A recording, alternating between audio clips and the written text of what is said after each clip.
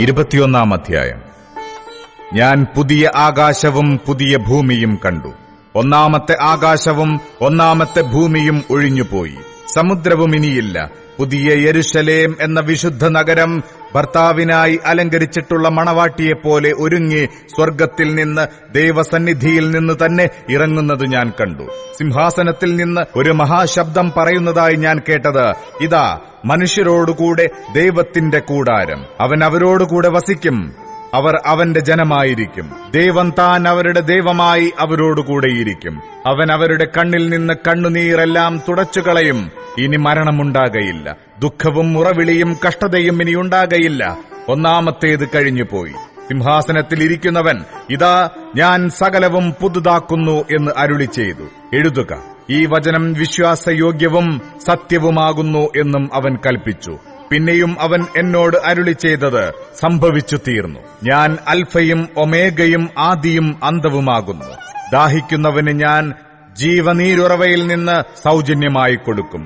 ജയിക്കുന്നവന് ഇത് അവകാശമായി ലഭിക്കും. ഞാൻ അവന് ദൈവവും അവൻ എനിക്ക് മകനുമായിരിക്കും.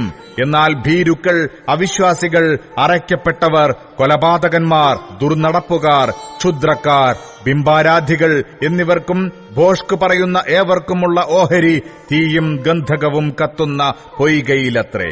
അത് രണ്ടാമത്തെ മരണം. അന്ത്യബാധ 7 നിറഞ്ഞ 7 കലശമുണ്ടായിരുന്ന 7 ദൂതന്മാരിൽ ഒരുത്തൻ വന്ന് എന്നോട്, വരിക, കുഞ്ഞാടിന്റെ കാന്തയായ മണവാട്ടിയെ കാണിച്ചു തരാമെന്ന് പറഞ്ഞു. അവൻ എന്നെ ആത്മവിവശതയിൽ ഉയർന്നൊരു വൻമലയിൽ കൊണ്ടുപോയി.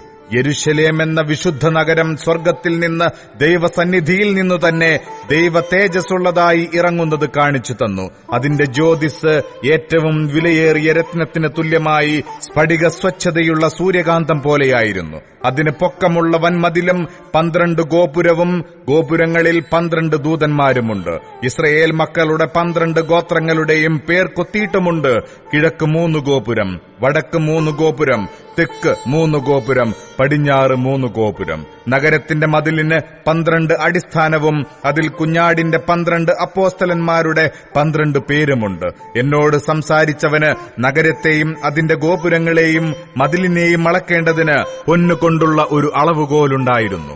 നഗരം സമചതുരമായി കിടക്കുന്നു, അതിന്റെ വീതിയും നീളവും സമം.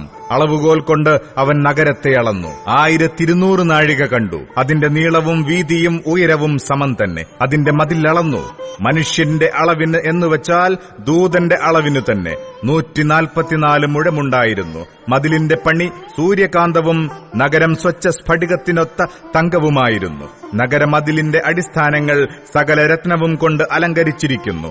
1-ാം അടിസ്ഥാനം സൂര്യകാന്തം, 2-ാമത്തേത് നീലരത്നം, 3-ാമത്തേത് മാണിക്യം, 4-ാമത്തേത് മരതകം, 5-ാമത്തേത് നഖവർണി, 6-ാമത്തേത് ചുവപ്പുകല്ല്, 7-ാമത്തേത് പീതരത്നം, 8-ാമത്തേത് ഗോമേതകം, 9-ാമത്തേത് പുഷ്യരാഗം, 10-ാമത്തേത് വൈഢൂര്യം, 11-ാമത്തേത് പത്മരാഗം, 12-ാമത്തേത് സുഗന്ധിരത്നം.